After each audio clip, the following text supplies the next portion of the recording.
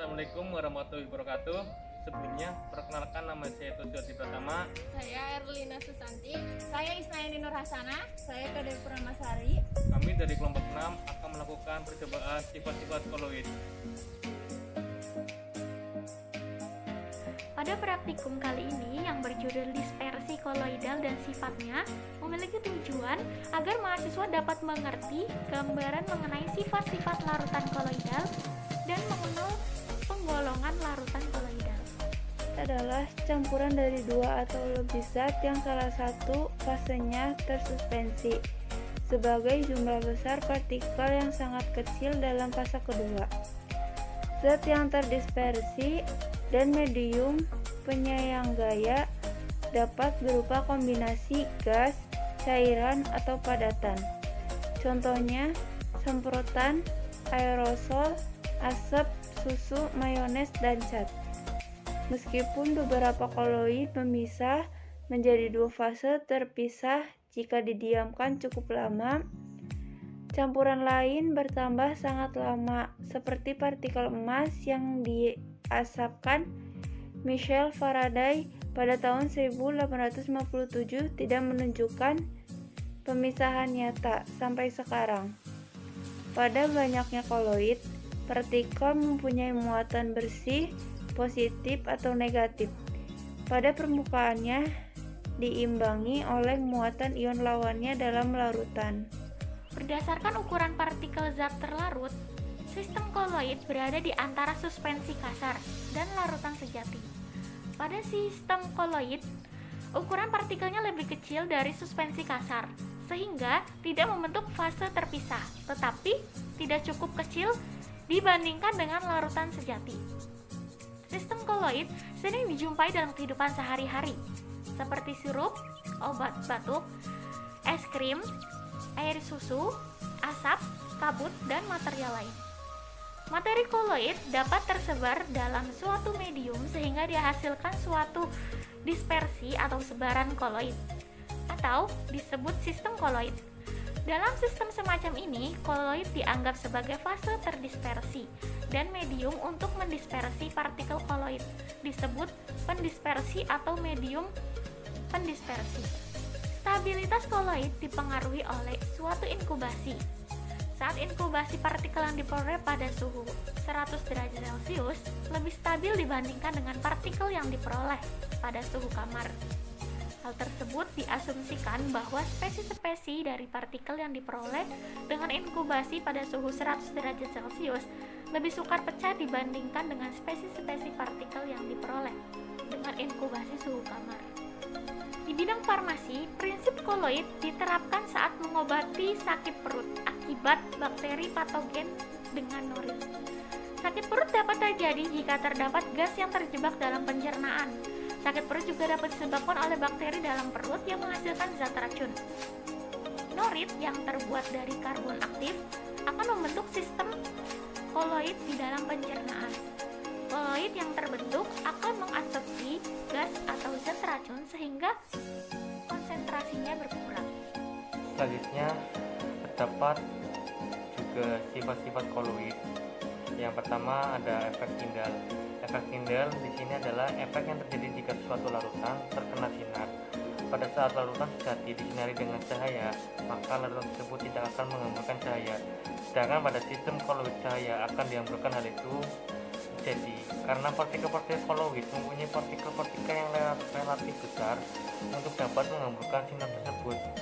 Sebaliknya, pada larutan sejati, partikel-partikelnya relatif kecil sehingga hamburannya yang terjadi hanya sedikit dan sangat sulit diamati. Yang kedua ada gerak Brown. Gerak Brown itu partikel-partikel koloid hanya dapat bergerak dengan sedikit, tetapi karena adanya tumbukan dengan molekul-molekul fase pendispersinya, gerakannya akan berbentuk zigzag. Ini disebut gerakan Brown. Yang ketiga ada muatan koloid atau sifat listrik.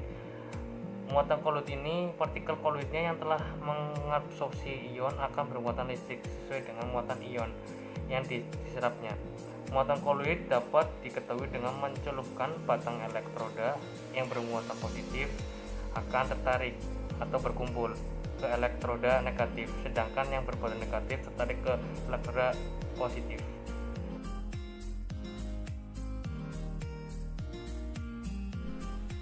Sifat koloid yang pertama adalah efek Tyndall.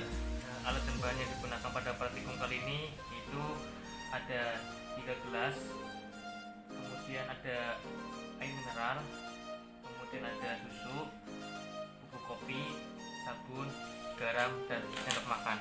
Langkah awal untuk gelas A pertama yaitu kita masukkan air mineral secukupnya.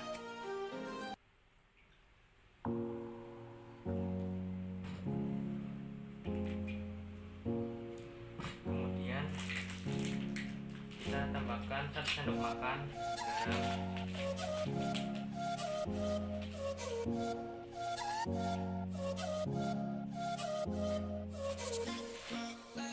Sampai merata. Kemudian kita amati menggunakan alat senter. Larutan ini tergolong larutan sejati. Cahaya diteruskan. Jadi pembahasan kali ini untuk gelas A dengan sampel garam. Ketika seberkas cahaya diarahkan kepada larutan, cahaya akan diteruskan. Namun ketika berkas cahaya diarahkan ke sistem koloid, cahaya akan dihamburkan. Efek penghamburan cahaya oleh partikel koloid ini disebut efek Tyndall. Efek Tyndall dapat digunakan untuk membedakan sistem koloid dari larutan. Penghamburan cahaya ini terjadi karena ukuran partikel koloid hampir sama dengan panjang gelombang cahaya, tampak sekitar 400 sampai 750.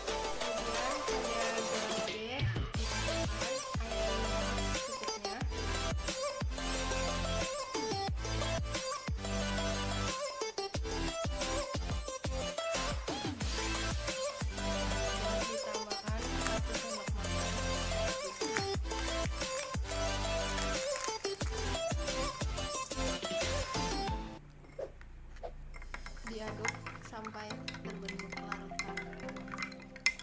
Kemudian larutan disenteri dan diamati. Pada sampel kopi, cahaya akan dihamburkan dan diteruskan, dan terdapat 2 fase heterogen yang terpisah. Larutan ini disebut dengan larutan suspensi. Ya, larutan C, pertama-tama kita masukkan air secukupnya.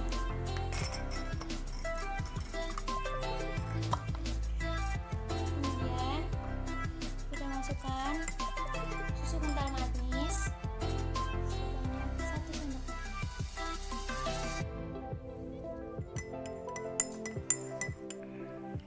Kemudian larutan disenter. Pada gelas C terlihat hanya 1 fase, larutan keruh dan terlihat stabil.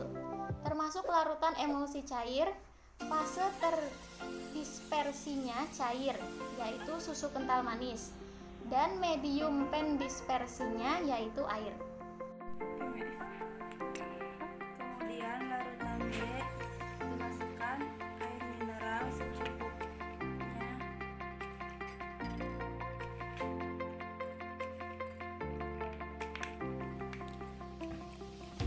Dan ditambahkan sabun 1 sendok.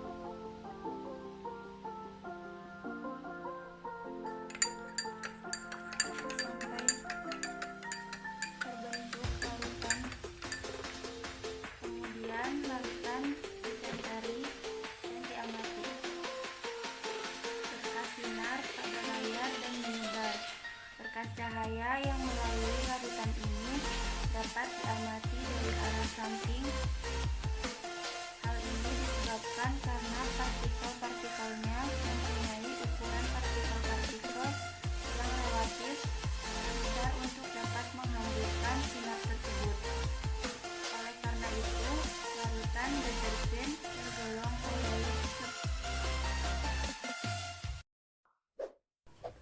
Adapun kesimpulan yang diperoleh pada praktikum kali ini yaitu yang pertama, koloid mempunyai beberapa sifat yang berbeda dengan larutan dikarenakan ukuran partikelnya yang lebih besar daripada larutan. Yang kedua, salah satu sifat koloid adalah efek Tyndall. Saat suatu koloid diuji dengan senter, maka koloid tersebut akan menghamburkan cahaya dan seberkas cahaya dapat diketahui, tetapi tetapi partikel terdispersinya tidak terlihat. Hal ini terjadi pada sampel susu, kopi, dan sabun. Yang ketiga, efek tinggal merupakan salah satu sifat koloid dengan prinsip penghamburan cahaya. Yang keempat, jenis sampel pada praktikum ini yaitu susu termasuk emulsi, kopi termasuk jenis sampel suspensi, sabun termasuk